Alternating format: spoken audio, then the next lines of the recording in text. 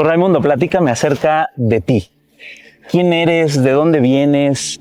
¿Por qué estás donde estás? ¿Casualidad o siempre lo buscaste?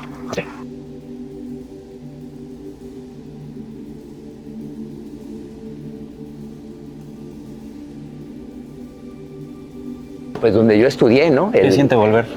Pues siempre es muy bonito. Yo Siempre estoy muy es grato, agradecido, ¿no? porque pues una universidad pública, la universidad más importante del país.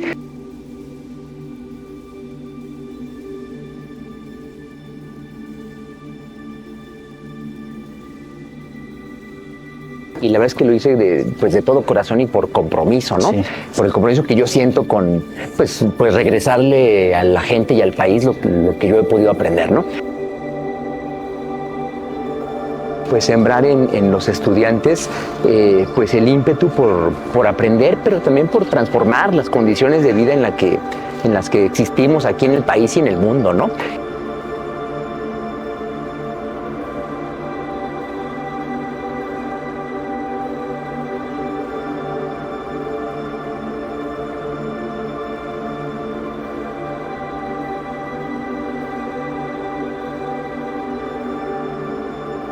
Nací en Chihuahua y también fue circunstancial, ¿no? Parte de mi familia en general es del norte. Parte de mi familia es de Chihuahua y otra parte es de Coahuila. Y desde pequeñito, pues nos regresamos a la Ciudad de México y me tocó crecer en la Ciudad de México. Y aquí, pues, inmerso pues también situaciones, ¿no? Pues algunas trágicas. Vivíamos nosotros en la Hipódromo Condesa. Y nos tocó el terremoto de 1985. Mi casa fue aplastada por los edificios, mi mamá nos alcanzó a sacar, mis tíos pudieron pasar por nosotros y desde entonces nos fuimos a vivir a Iztapalapa, primero con mis abuelos y luego ya en una casa que mis papás pudieron comprar, ¿no? Pero crecí en Iztapalapa, estudié allá la primaria, la secundaria, en instituciones públicas y después entré al CCH Oriente. Tenía muchas inquietudes de aprender cosas, ¿no? Yo quería saber, tenía mucha hambre por conocer, mucha necesidad de saber cosas, ¿no? Eso nos caracteriza a los de CCH. Yo también fui en CCH, porque yo fui aquí en el sur. Claro, claro. El perfil que tiene el CCH, que es que te promueve mucho el pensamiento crítico, ¿no? Y de izquierda, digamos, autores y corrientes y demás. Yo eso lo aprendí ahí y me dio muchas tablas para poder llegar a la universidad. Yo quería estudiar en ese momento economía. Mis papás querían que yo estudiara Derecho. Finalmente me quedé en Derecho, aquí en Ciudad Universitaria. ¿Por gusto? O sea, ¿era familiar el ser abogado o por otros motivos? Fíjate que pues era algo que parecía lo más natural. Pero lo cierto es que yo, cuando hice mi trámite, pues yo puse como primera opción Economía. Yo en ese momento ya había leído, o estaba yo leyendo, pues textos básicos de marxismo, ¿no? De Marx, de Engels, de algunos otros autores. Incluso psicoanálisis de Freud, que son textos que te promueven en el CCH. Sí, claro. Entonces, bueno, yo venía ya con esa formación. Mi primera opción fue Economía y resulta que me quedo en Derecho, ¿no? Que era más complicado. Y me quedé en Derecho. Para mí fue muy difícil porque no era algo que a mí me llenara ni me diera satisfacción en ese momento. Y fue un gran choque, porque además yo venía del contexto del proceso de la huelga del 99. Yo participé desde el CCH en la huelga del 99, ¿no? Tenía muy claro cuáles eran, pues en qué consistía la lucha, ¿no? Cuáles eran los objetivos. Entonces, entrar a la UNAM y ya además fuera de mi barrio, digamos, de mi espacio donde yo me movía tranquilamente y con mucha confianza, venir hasta acá y además en la Facultad de Derecho, pues fue un choque hasta cultural. Claro. Por la... solo la ideología, ¿no? La ideología, la imagen. O sea, de los salones, la forma en la que se viste los compañeros que estudian acá, lo que proyectan. Todo eso fue un choque para mí muy fuerte. La pasé, pues, mal, triste un poco. Ajá. Incluso los primeros años. Pero luego ya, afortunadamente, pues, me alié y encontré otros amigos con afinidades, pero también compartíamos pues esta angustia, ¿no? Esos problemas existenciales, digamos, pero nos juntamos y pudimos caminar juntos y terminé muy bien aquí la licenciatura. Luego de eso, pues me fui a estudiar ciencia política en la UAM Iztapalapa, regresé a Iztapalapa, donde yo seguía viviendo. Estudié allá ciencia política y después es que regreso aquí a CU a estudiar como segunda carrera estudios latinoamericanos, pero me cambié y terminé haciendo filosofía, ¿no? Entonces, bueno, la verdad es que pasé... Sí, o sea, ese de andar pasando de aquí para allá, esas 3 carreras, vaya, es una mezcolanza ahí muy interesante. Sí, lo que pasa es que yo me di cuenta, estudiando en Derecho, que que no era suficiente la formación que te daban Sí, claro que no. como abogado si tú tenías otro horizonte cultural y otra visión, ¿no? Y eso pues yo lo tenía. Entonces yo me la pasaba asistiendo ya de por sí a clases en historia, clases en economía, clases en letras, ¿no? Entonces me fui dando esa formación. Ya más grande incluso en la UAM, pues yo me la pasaba también en la Facultad de Ciencias Políticas, o me la pasaba, incluso iba a la UAM Xochimilco, a la UAM Azcapo a tomar otras clases con otros profes, ¿no? Ya un poco más grande. Porque pues eso es lo que yo sentía como una necesidad, y la verdad que me dio mucho conocimiento, mucha experiencia, me permitió conocer mucha gente con distintas formaciones. Ideologías. Y me permitió ver el derecho de otra manera. O sea, no solamente de una manera crítica, sino también interdisciplinaria, y participar pues en los asuntos que son de la práctica del derecho de otra manera, ¿no? Porque además siempre procuré vincularme pues con procesos sociales, procuré vincularme pues con casos delicados, ¿no? De grupos vulnerables, de personas que no podían contratar abogados, pues son los asuntos con los que yo me vinculaba, ¿no? De trabajadores en principio, y luego ya pues otros grupos, ¿no? Entonces, bueno, esa trayectoria llevó también más adelante pues a poder pues trabajar como asesor en Ginebra, en la ONU, en la OIT, en la Organización Internacional del Trabajo, viendo algunos temas laborales, pero también, sobre todo, particularmente ahí fue mi contacto con cuestiones de derecho indígena, ¿no? Claro. Que ya traía yo en la cabeza por el movimiento zapatista, ¿no? Entonces, bueno, se fueron conjuntando las cosas. Cuando yo regreso acá a México, luego de haber estado también en Uruguay, en Montevideo, con la LADI como asesor jurídico en cuestiones de integración económica, y luego ya finalmente regresar aquí al país, yo me incorporo al ámbito académico y me invitan a trabajar con un investigador aquí en la Torre 2 de Humanidades, en el CEICH, en el Centro de Estudios Interdisciplinarios de Ciencias y Humanidades, en un programa que se llama Derecho y Social, con un profesor ya falleció recientemente, se llamaba Óscar Correas. Él me invita a participar. Él tiene una lectura crítica del derecho basada en Marx, y bueno, entonces pues nos acoplamos muy bien, y la verdad es que él me da también me comparte su experiencia, ¿no? Haciendo política de la ciencia, digamos, pero también pues en toda la cuestión editorial, el trabajo en publicaciones, la organización de eventos, y también me comparte pues todo el background que él ya tenía teórico, ¿no? sobre derecho. En fin, pero a la par de eso, pues resulta que me empiezo a vincular de nuevo ya aquí con movimientos sociales, pero en esta ocasión con movimientos que tenían que ver con temas ambientales y temas, conflictos territoriales, ¿no? Diferentes temas, ¿eh? Sí, porque fíjate que, o sea, no es algo que yo haya planeado. Sí, se da. Pero es algo que yo sí he sentido la necesidad, y además me he visto inmerso en eso, y he logrado responder, ¿no? Con cierta solvencia a temas diversos. Entonces, bueno, pues ahí fue cuando yo me meto de lleno a derecho ambiental, a derecho indígena, pero como litigante, a llevar asuntos de diferentes casos por todo el país, y asuntos pues muy delicados, ¿no? De mineras, de contaminación de ríos, de gasoductos, de transgénicos, ¿no? Además. Y peligrosos. Yo tuve compañeros que asesinaron en Oaxaca, ¿no? O gente que fue perseguida y que sufrió violencia, pues en diferentes de estos casos, ¿no? En Jalisco, o en el norte del país, o también en Hidalgo, en fin, ¿no? O sea, muchos de estos episodios pasaron en Puebla, pero ahí estuve con ellos alrededor de 10 años trabajando con Pues sí, duraste un montón. la Asamblea Nacional de Afectados Ambientales y la Red en Defensa del Maíz, ¿no? Y afortunadamente nos fue muy bien. Yo ahí logré pues impulsar colectivamente, no era solo yo, pues, pero yo sí puse sobre la mesa la necesidad de impulsar lo que yo llamaba la educación jurídica popular, por un lado, y luego el litigio participativo. O sea, hacer que la gente de las propias comunidades que estábamos, con quienes participábamos en estos procesos de defensa del territorio y los derechos, pues se involucraran activamente en dichos procesos, no de forma pasiva o como observadores, como alguien que solo da información y los abogados resuelven, sino que participaran en la construcción de las estrategias y los instrumentos legales, ¿no?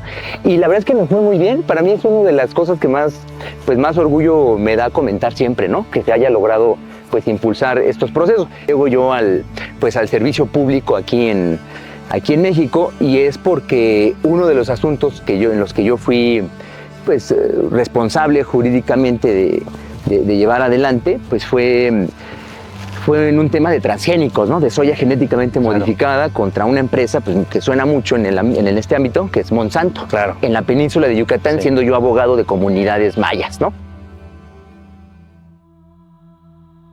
En esos juicios contra la empresa Monsanto, defendiendo las comunidades mayas, es que pues tengo la oportunidad de convivir con mayor intensidad pues con la unión de científicos comprometidos con la sociedad, que son pues digamos la asociación que nos apoya con toda la cuestión científica, ¿no? Claro. Y los peritajes, particularmente la doctora Elena Álvarez Puya, ¿no? Que es quien pues nos firma los amicus curiae para los juicios. Entonces bueno, pues a partir de eso es que entablamos ya una relación y finalmente pues ella me llama y me da la confianza para acompañarla pues en el periodo en el que ella fue directora general del Consejo Nacional, ahora de Humanidades, Ciencias y Tecnologías, ¿no? Y ya en el Consejo, pues nos toca, y me toca a mí como responsable del jurídico, coordinar los trabajos para la elaboración de lo que ahora es la primera ley general en materia de humanidades, ciencias, tecnologías e innovación. Y junto con ella, pues resaltar un tema que había estado olvidado, prácticamente desconocido, que es el derecho humano a la ciencia, ¿no? Ese derecho pues no está trabajado aquí en México, estaba ya previsto en tratados internacionales, medio esbozado en la Constitución, pero no había sido desarrollado ni planteado así expresamente, y nos toca a nosotros hacerlo a propósito de la ley, que es una ley que garantiza ese derecho, ¿no? Sí. Entonces, bueno, esas fueron, además de pues, las labores propias de ese puesto, de ese encargo, pues las labores que más destacan, pues me parece que son la elaboración de esta ley y el desarrollo normativo de este derecho humano a la ciencia. Ya de por sí ahí suena un reto muy interesante, porque suena muy abstracto el derecho humano a la ciencia. Es decir, la ciencia es muy amplia, claro. Desarrollo tecnológico, conocimiento. Entonces, este derecho humano a la ciencia, ¿en qué consiste? ¿Dónde surge para empezar, no? ¿Quién fue el primero en decir, sabes qué? La ciencia tiene que ser un derecho. Claro, pues mira, formalmente se establece pues después de la Segunda Guerra Mundial, ¿no? Con la declaración y luego ya la convención, ¿no? Sobre derechos humanos. Las convenciones sobre derechos humanos es que empieza a aparecer tanto a nivel de la ONU como luego ya a nivel regional, en este caso pues en América Latina. México pues lo tiene reconocido pues hace ya varias décadas, precisamente porque forma parte de esos tratados. Pero sobre todo, digamos, sustantivamente pues viene del debate que se da como resultado de la Segunda Guerra Mundial, ¿no? Es en ese contexto donde se empieza a hablar de la ciencia como un derecho, por diferentes motivos, pero pues el primero que salta a la vista pues será seguramente el uso de bombas atómicas, ¿no? Que parece incluso pues ya en el momento en el que se usaron contra Japón, pues absurdo, ¿no? Porque Japón estaba prácticamente derrotado, sí. ¿no? Y aún así se usaron y todos sabemos lo que eso pues implicó y sigue sucediendo, porque hay gente que sigue viva y que sigue padeciendo, ¿no? Sí. Los efectos de las bombas atómicas, de la radiación. Entonces, bueno, ahí es donde empiezan las discusiones, ¿no? ¿Por qué? Porque este conocimiento y el desarrollo tecnológico, sobre todo, pues se aplicaba a cuestiones bélicas. Armamento, ¿no? Ahí es donde se dan los grandes saltos tecnológicos motivados por los enfrentamientos pues, entre naciones. Entonces, es en ese contexto donde se plantea pues que la ciencia aparezca como un derecho y no solamente en pues esta dimensión del conocimiento científico y el desarrollo tecnológico para el enfrentamiento entre estados, ¿no? Sí. O entre grandes capitales mundiales. ¿Y qué es en lo que, pues en qué es lo que aterriza? En principio, pues la prerrogativa de toda persona de participar en el progreso científico y tecnológico de la humanidad, ¿no?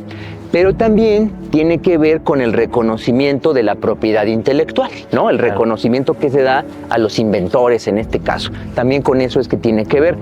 Y con un elemento importante, la posibilidad de que las personas en general, cualquier persona, pueda beneficiarse de este progreso científico y tecnológico, ¿no? Esas son las dimensiones básicas de este derecho humano a la ciencia, que es el nombre, pues, que se le da en general, pero habrá que precisar. No solamente es la ciencia, es también el desarrollo tecnológico y en el caso de México, pues ahora también la inclusión de las humanidades de manera expresa, ¿no? Así es como aparece. Y se mantuvo sin mayor desarrollo ni a nivel internacional ni local todas estas décadas. Muy recientemente es que la ONU con los relatores especiales y otros grupos que tiene incluso en UNESCO es que se han interesado por el derecho humano a la ciencia, porque se han dado cuenta que es un derecho habilitador de otros derechos y además el derecho humano del siglo XXI. Porque para el ejercicio de otros derechos se requiere del conocimiento y a partir del conocimiento, bueno, sí, la ciencia y el desarrollo tecnológico, ¿no? Tan solo el derecho a la salud, o sea, ya de eso tenemos. Así es, pero a ver, ¿qué hacemos con el cambio climático y su relación con el derecho a un ambiente sano?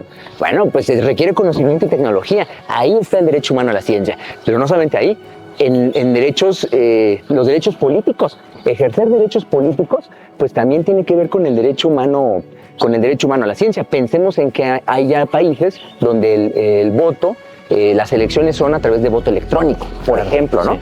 O pensemos en los teléfonos inteligentes, ¿no? Y todo el manejo de datos que se da ahí, o en diferentes dimensiones del consumo humano, en la alimentación, en el etiquetado, en fin, o sea, está en todos lados. Sí. Y eso parece ser que nos empezamos a dar cuenta, ya no solamente por la ciencia y la tecnología en sí mismas, sino desde la parte del derecho. Nosotros en México pues teníamos algunas previsiones desde hace ya algunos años en la Constitución, pero faltaba precisión. Esa precisión se da en 2019 con una reforma muy importante a la fracción quinta del artículo 3º constitucional y a partir de eso se mandata expedir una ley general en materia de ciencia y tecnología. Esa ley es la que hoy se conoce como Ley General en materia de HCTI, Humanidades, Ciencias, Tecnologías e Innovación, en donde por primera vez en el mundo se da este desarrollo conceptual y normativo del derecho humano a la ciencia, con los elementos que ya platicamos, pero además con otros elementos que son propios de nuestro contexto cultural, como el diálogo de saberes, ¿no? O el trabajo colaborativo, la vinculación con los conocimientos y prácticas tradicionales de comunidades indígenas o también comunidades campesinas, ¿no? Todo eso pues son aportaciones que se han puesto en la mesa desde México, incluido lo que llaman la equidad epistémica, ¿no? En fin, son innovaciones que no están en ningún otro lado, ¿no? O sea, México es pionero en ese tema. Es pionero y nos lo ha reconocido el relator de Naciones Unidas sobre Derecho Humano a la Ciencia, Miquel Mancisidor, lo ha reconocido y se ha sorprendido porque no tenía noticia de esto, ¿no? Hasta que recientemente pues ha visto lo que se hizo aquí en México con esta ley, que también es relativamente nueva, tiene casi 1 año y medio, ¿no?, de haber entrado en vigor aquí en nuestro país. De hecho, mira, estamos aquí de visita en tu... Fue aquí donde... Esta es la Facultad de Derecho. Es lo que se conoce como la escuelita, ¿no? La escuelita de donde Derecho. Antes estaba la Facultad de Ciencias Políticas y Sociales, en un principio. Sí. Y aquella parte pues es la central de Derecho que comparte con Economía, ¿no? Aquí están todas vinculadas, ¿no? Todas cerca las facultades y aquí fue donde yo estudié, ¿no? ¿Qué siente volver? Siempre es muy bonito. Yo estoy muy agradecido, ¿no? Porque pues una universidad pública, la universidad más importante del país, que pues nos ha dado oportunidades de crecer a muchos, ¿no? Y luego pues también la obligación de devolverle todo eso pues al país y a otras personas que también están buscando abrir sus propios horizontes, ¿no? Y hablando de devolverle un poco a la universidad mucho que te dio, también sé que eres docente aquí en la facultad. Fíjate que pues también he tenido la oportunidad de dar clases. Primero yo empecé dando clases en la Universidad Autónoma de la Ciudad de México, en las carreras de promoción de la salud y en Derecho. ¿no? Y fue una experiencia pues, muy novedosa para mí y la verdad es que lo hice de todo corazón y por compromiso, ¿no? Sí. Por el compromiso que yo siento con, pues regresarle a la gente y al país lo que yo he podido aprender, ¿no? Y luego pude venirme a dar clases en la Facultad de Economía y ahí estuve trabajando algunos años hasta que finalmente me incorporé a la Facultad de Derecho y aquí, bueno, pues imparto desde un principio la clase de Derecho Indígena y la clase de Filosofía del Derecho, ¿no? Y la verdad es que ha sido pues una experiencia muy importante porque me ha permitido a mí tener mayor autocrítica y también desarrollar mis capacidades para compartir los conocimientos pues realmente sembrar, ¿no? Por lo menos en mi aspiración, pues sembrar en los estudiantes pues el ímpetu por aprender, pero también por transformar las condiciones de vida en las que existimos aquí en el país y en el mundo, ¿no? Y eso es algo que me da también mucha satisfacción, ¿no? Poder contribuir con eso.